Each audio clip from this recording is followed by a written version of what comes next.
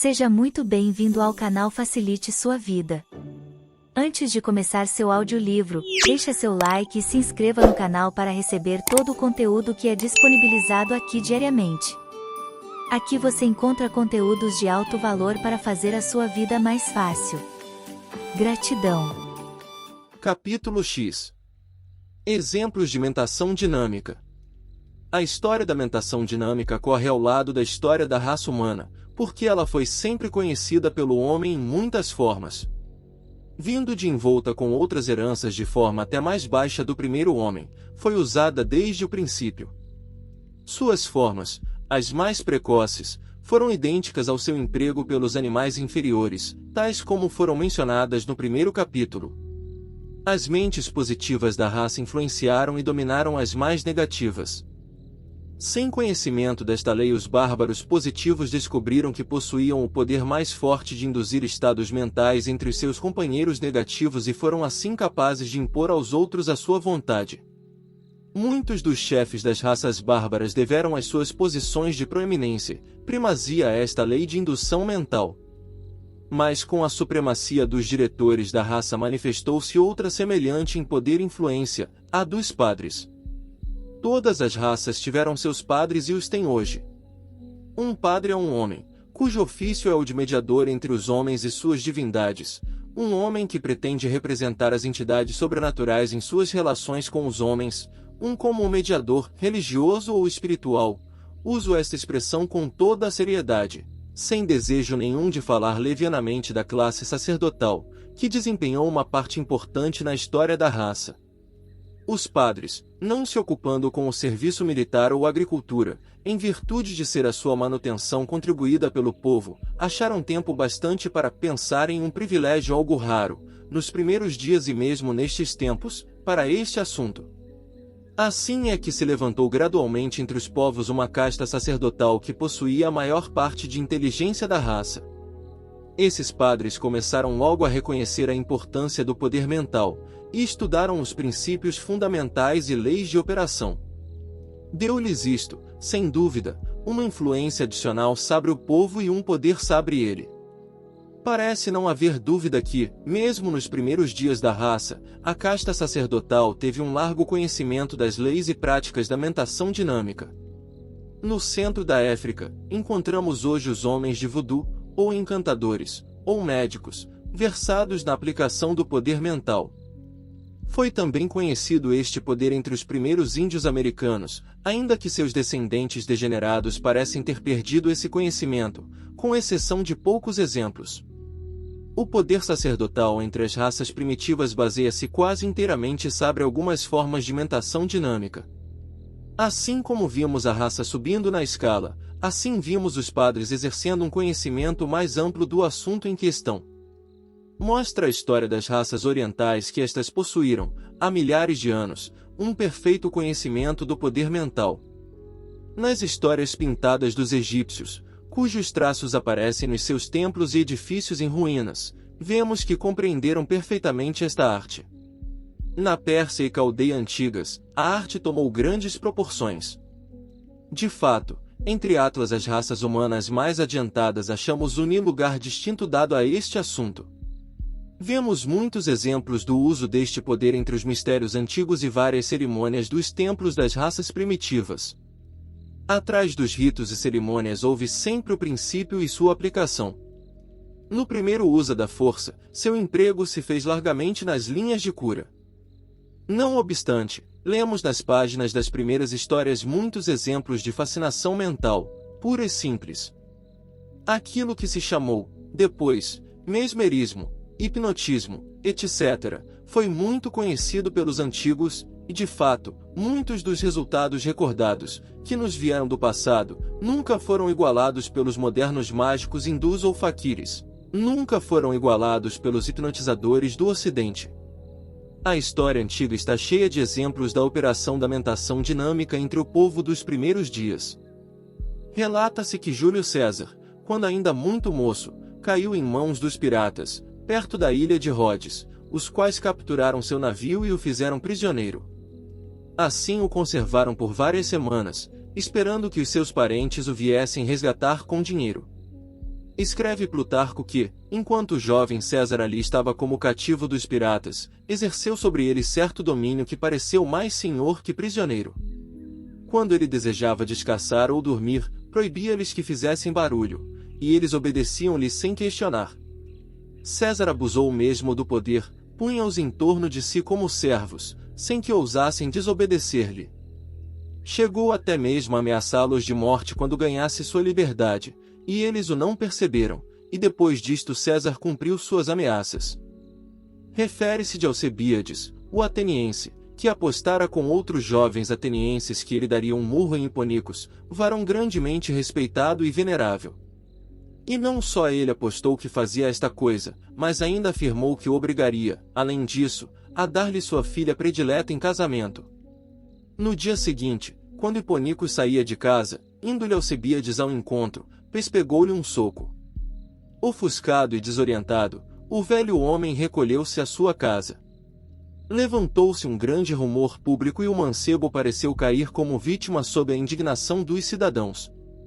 No outro dia, dirigiu-se Alcebíades à casa de Hiponicos, e fingindo submeter-se ao castigo, conseguiu induzir no velho Oni sentimento de humor franco e alegre, e obteve seu perdão e boa vontade, e foi esta crescendo de ponto, que se devotou todo ao mancebo e lhe ofereceu a mão de sua filha em casamento, a qual foi aceita. Quem teve notícia do recordado caráter dos atenienses, convirá que foi esta uma admirável ocorrência. Foi, sem dúvida, uma pasmosa exibição da fascinação mental. Todos os grandes generais da história tiveram esta qualidade. César, Alexandre o Grande, Napoleão, Frederico o Grande e o moderno guerreiro místico General Gordon, todos comandavam seus homens de um modo tão misterioso e admirável, que suas tropas os adoravam como a deuses, e iam de boa vontade e alegres para a morte. Só o exemplo de Napoleão quando voltou de Elba, e encontrou o exército de Bourbon, que se pusera em ordem de batalha para o prender, feira bastante para dar a ideia do superior poder de fascinação possuído por aquele homem extraordinário. Estais lembrados de que as tropas se haviam posto em ordem de batalha para atacar Napoleão e já tinham as suas espingardas apontadas para o peito dele, em obediência ao comando, apontar armas. Napoleão, que se achava em pé, avançou deliberadamente para as tropas, com passos medidos, olhando diretamente para seus olhos. Então os oficiais gritaram: "Fogo!" Uma só descarga fera suficiente para matar Napoleão e trazer ao soldado que a dera uma fortuna do rei de Bourbon. Mas nenhum dos soldados obedeceu à ordem, tão completamente estavam sob o encanto da fascinação mental de Napoleão. Em vez deles atirarem, lançaram suas espingardas, e cheios de alegria, correram para o corso, exclamando: "Viva o imperada!" Seus oficiais fugiram e Napoleão, pondo-se à frente das tropas, marchou sobre Paris. Outras tropas reuniram-se sob o seu estandarte em cada ponto em que ele as encontrou, ainda que tivessem sido mandadas para o prender. Quando ele alcançou as portas de Paris, comandava já um exército numerosíssimo. Unir simples indiferença à morte nunca poderia ter produzido tal resultado. Houve algo mais. Além de não ter totalmente receio, o bispo Hugo possuía um poder de vontade de caráter mais extraordinário, de que se recordam vários exemplos. Não só ele encarou o rei e justificou sua recusa ao auxílio de homem na Câmara do Conselho depois disto, mas foi além, repreendeu-o por infidelidade à rainha. O leão foi domado por um momento. O rei não conhecia nada, mas refreava suas paixões, observando depois que, se todos os bispos fossem como meu senhor de Lincoln, nenhum príncipe poderia levantar a cabeça no meio deles. Tal é a história contada por Freud. Contudo, Ricardo não era homem que permitisse se tomasse consigo uma liberdade, como se mostra em toda a sua história. Hugo foi um notável exemplo do que pode fazer o poder da vontade, que outra história se relata dele. O rei Henrique Plantagenet fez Hugo bispo de Lincoln. Contudo, pouco tempo depois, pedindo-lhe o rei uma cadeira de cônego prebendado para um valido, foi-lhe negada. Tinha já Hugo, uma vez, arrostado a sua ira e, apesar do episódio de Thomas Baek, ficou o rei horrivelmente contrariado.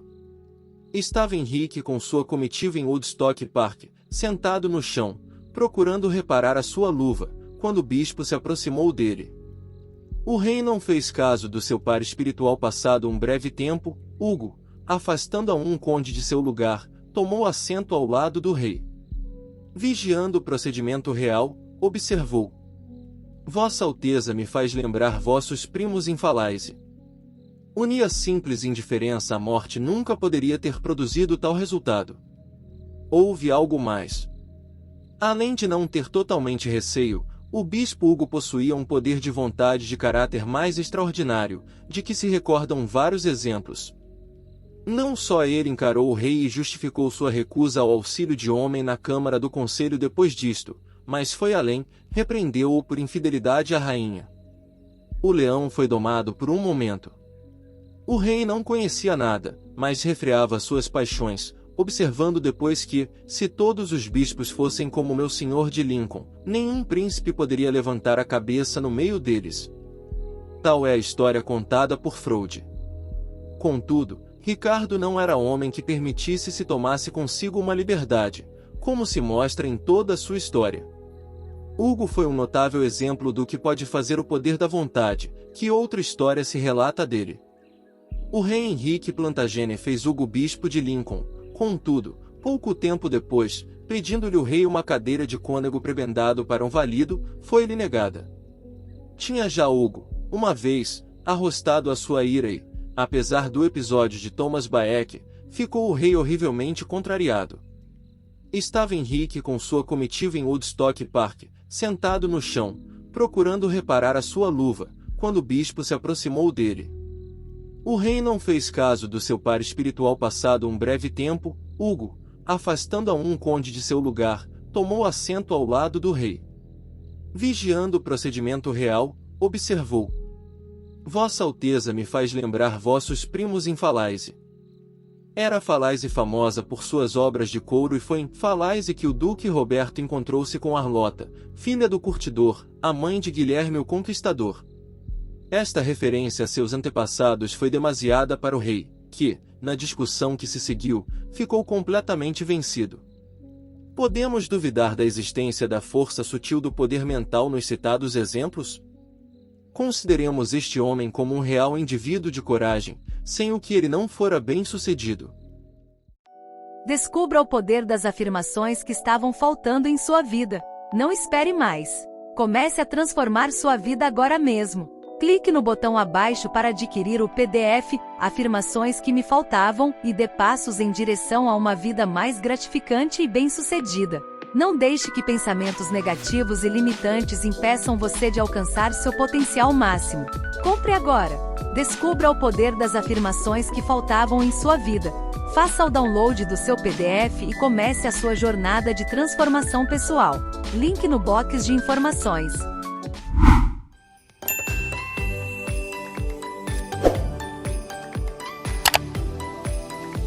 Facilite sua vida.